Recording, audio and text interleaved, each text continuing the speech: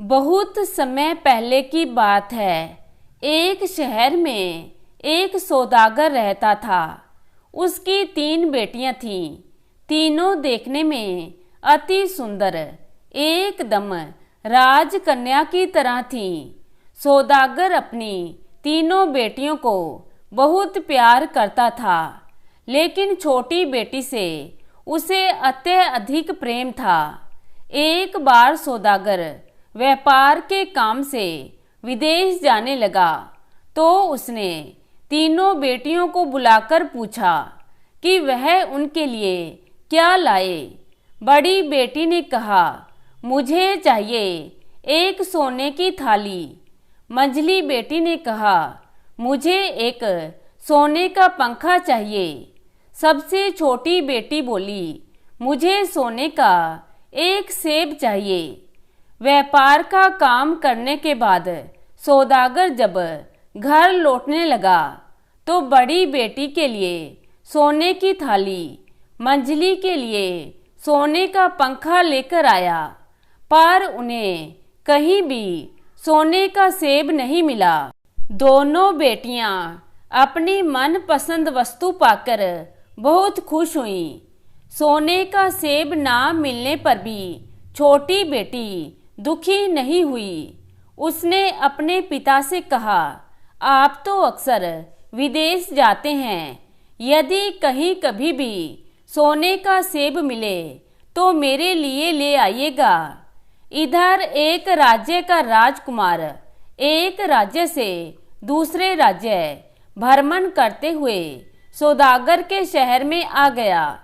चलते चलते जब वह सौदागर के घर के पास पहुंचा, तब उसने सौदागर की छोटी बेटी को देखा।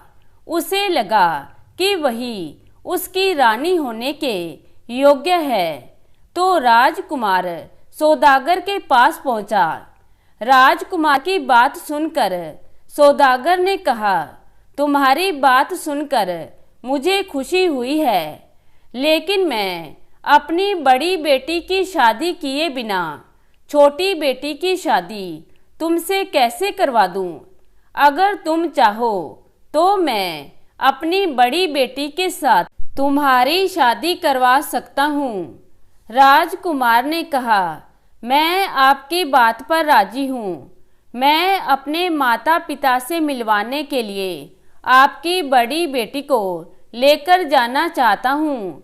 2 दिन बाद मैं आपकी बेटी को वापस ले आऊँगा। सौदागर राजी हो गया। राजकुमार सौदागर की बड़ी लड़की को लेकर रवाना हुआ और अपने घोड़े से कहा, ओ मेरे पवन घोड़े, हमें मेरे जादू घर में ले चल। देखते ही देखते अनेक राज्यों, नदी नालों को पीछे छोड़ते हुए घोड़ा पवन गति से उड़ने लगा। कुछ देर बाद घोड़ा जंगल में एक घर के दरवाजे पर रुका। राजकुमार और लड़की घर के अंदर चले गए। कमरे बहुत ही सुंदर थे। राजकुमार ने उसे एक आसन पर बैठने को कहा। जब एक सुंदर और नरम आसन पर सौदागर की बेटी बैठी, तब एक दासी उसके लिए एक शरबत का गिलास लेकर आई। उसने वह शरबत पी लिया तो राजकुमार ने पूछा, क्या इतने नरम आसन पर वह कभी बैठी थी और क्या इतना बढ़िया शरबत उसने पिया था? तो सौदागर की बेटी बोली, इतने नरम आसन पर मैं कभी नहीं बैठी और इतना स्वादिष्ट शरबत मैंने कभी नहीं पिया।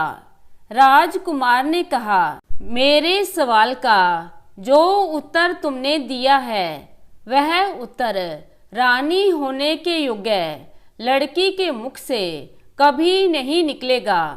तुम रानी होने के योग्य नहीं हो। चलो तुम्हें तुम्हारे पिता के घर छोड़ दूं। राजकुमार सौदागर की बड़ी बेटी को लेकर सौदागर के घर चल दिया। इसके बाद राजकुमार सौदागर की मंझली बेटी को लेकर अपने उस घर में पहुंचा। राजकुमार ने उसे भी बैठने को नरम आसन और पीने को स्वादिष्ट शरबत दिया। फिर राजकुमार ने उससे भी वही सवाल पूछा। मंझली बेटी ने भी वही कहा कि इतने नरम आसन पर वह कभी नहीं बैठी और इतना बढ़िया शरबत उसने कभी नहीं पिया। उसका उत्तर सुनने के बाद राजकुमार ने कहा, तुम भी रानी बनने के योग्य नहीं हो, और उसे उसके पिता के घर वापस ले गया। अंत में छोटी बेटी की बारी आई।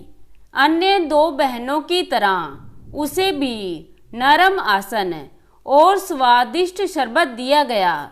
उसके बाद राजकुमार ने उससे भी पूछा, इससे भी नरम आसन पर तुम कभी बैठी थी? इससे भी बढ़िया शरबत तुमने कभी पिया है?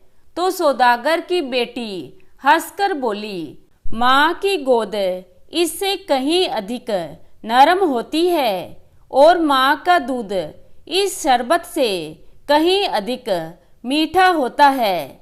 उसकी बातों से प्रसन्न होकर राजकुमार ने कहा, तुम्हारी जैसी लड़की ही मेरी रानी होने के योग्य है।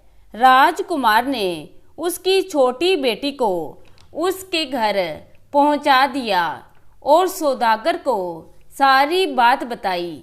सौदागर बातें सुनकर बड़ा प्रसन्न हुआ और अपनी छोटी बेटी के साथ राजकुमार का विवाह करवा दिया और राजकुमार अपनी रानी के साथ हंसी खुशी रहने लगा। तो दोस्तों, कैसी लगी आज की कहानी? आशा करती हूँ कहानी को पसंद करेंगे। धन्यवाद।